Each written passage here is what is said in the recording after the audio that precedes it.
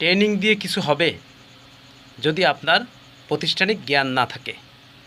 এই বিষয়টি স্কিপ করবেন না, একটু কন্টিনিউ শোনেন। আজকের ভিডিওটা খুবই গুরুত্বপূর্ণ। বন্ধুরা, বিভিন্ন জায়গায় বা বিভিন্ন বিষয়ের উপর দেখছি যে একাডেমিক যোগ্যতা, শিক্ষাগত যোগ্যতা নাই, কিন্তু তার ট্রেনিং আছে। এই ট্রেনিং দিয়ে কি হবে যদি আপনার একাডেমিক যোগ্যতা না থাকে? প্রাতিষ্ঠানিক যোগ্যতা এমন একটা বিষয় যে আপনাকে জ্ঞান, বুদ্ধি, সৃজনশীলতা সব কিছু শিখাবে।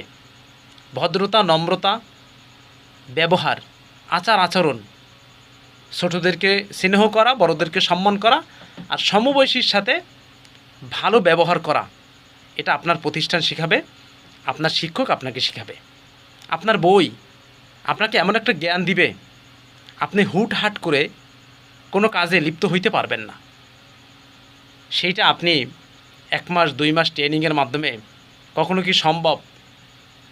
এই কবর্গীয় ধ্বনি, টবর্গীয় ধ্বনি, তবর্গীয় ধ্বনি, এই যত ধরনের ধ্বনি আছে, বর্ণ আছে, আপনি 6 থেকে 10 পর্যন্ত মাধ্যমিক লেভেলটা পড়লেন না, আপনি 1 থেকে 3 পর্যন্ত পড়লেন, পরে 2 মাসের ট্রেনিং নিলেন, আপনি কীভাবে মাধ্যমিক শাখায় পড়াবেন? দেখেন, বাংলাদেশে বিএড যে কোর্স আছে, আমাদের পার্শ্ববর্তী দেশ ইন্ডিয়াতে বিএড কোর্স আছে। এটা কিন্তু গ্র্যাজুয়েশনের পরে করার অনুমতি, অর্থাৎ আপনি 4 বছরের স্নাতক সম্মান, 3 বছরের স্নাতক, এই কোর্সগুলো যখন আপনি অর্জন করবেন তখন কিন্তু আপনাকে প্রফেশনাল কোর্স বিএড করার যোগ্যতা আছে, অনুমতি দিবে বিভিন্ন ইউনিভার্সিটি। তা আমাদের দেশে জাতীয় বিশ্ববিদ্যালয়, এনইউ, ন্যাশনাল ইউনিভার্সিটি মাধ্যমে যদি আপনি এই কোর্সগুলো করেন, তাহলে কিন্তু আপনার শিক্ষকতা করার, স্টুডেন্টকে পড়ানোর সৃজনশীলতা আপনার ভিতরে তৈরি হবে, আপনি তাকে শিখাইতে পারবেন।